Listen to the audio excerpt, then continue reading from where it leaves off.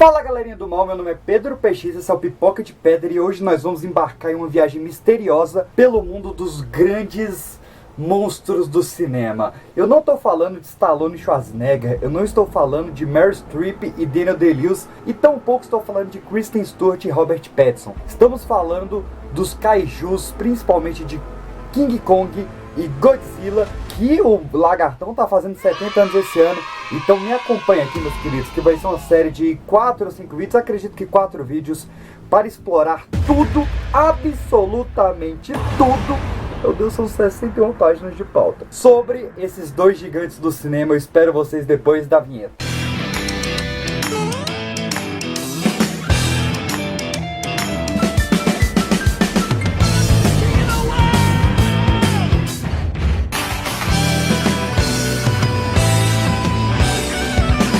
Pipoca de Pedra. Meus queridos, nesse primeiro vídeo, como vocês podem ter visto no título e na arte do vídeo, nós vamos falar sobre os kaijus, né? Nós vamos dar uma breve introdução do que está por vir. Então eu quero descrever um pouco a história dos grandes monstros na cultura pop em geral, não somente no cinema. Bora! Hora do show, porra!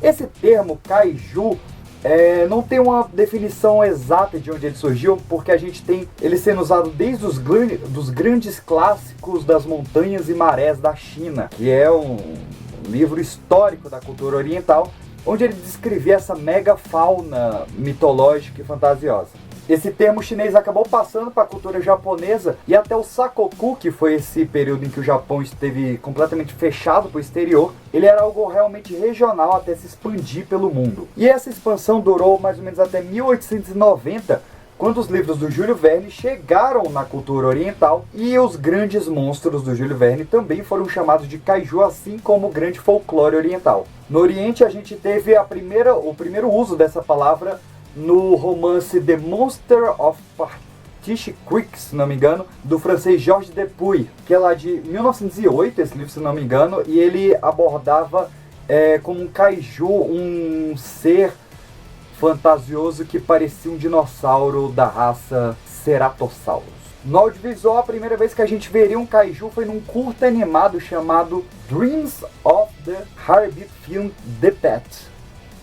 O meu inglês está excelente hoje. Que foi um curta baseado nos romances de Winsor McCay, inclusive ele participou da escrita do curta também. E a gente viu um animal gigante atacando uma cidade e sendo combatido por aviões, algo que a gente ia ver de novo mais tarde. Já nos longas a gente teria que esperar até 1925, quando foi adaptado O Mundo Perdido, do Arthur Conan Doyle, onde a gente veria uma nova leva de dinossauros atacando a cidade de Londres. Também veríamos isso mais tarde de outra forma. E o mais importante desse filme, do Mundo Perdido, é que a gente tinha um jovem Willis O'Brien fazendo as técnicas de stop motion para fazer essa grande criatura, e esse Willis O'Brien ia participar de um certo filme de um certo macaco em 1933.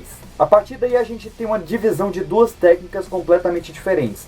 A gente tem aqui no ocidente a técnica do stop motion, que foi revolucionada pelo Ray Harryhausen, o nomezinho difícil. E no Oriente a gente tem a técnica do sweet motion pelo... qual o nome?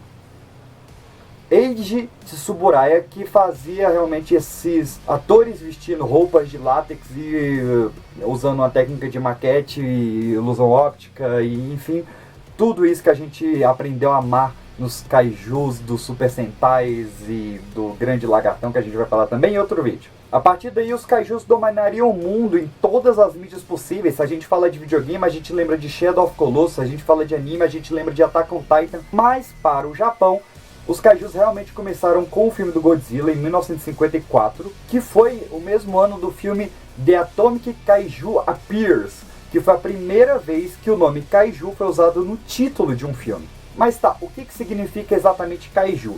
Se a gente traduzir literalmente do japonês, kaiju significa besta estranha.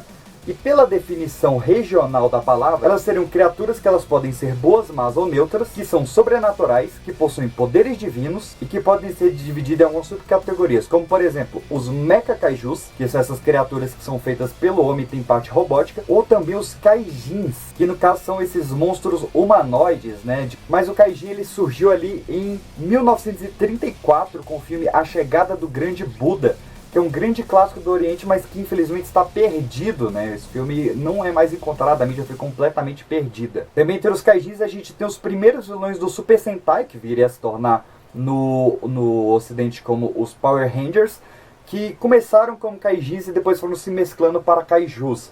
Né? Primeiro eram humanoides, depois foram realmente esses monstros forças da natureza. E os Kaijus dominam o mundo, como por exemplo os vermes do deserto de Duna, a Anaconda, Cloverfield, recentemente o Meg, né, o Mega Tubarão lá do Jason Statham. Temos os Kaijus do Círculo de Fogo, né, do Pacific Rim, que teve já 2 filmes.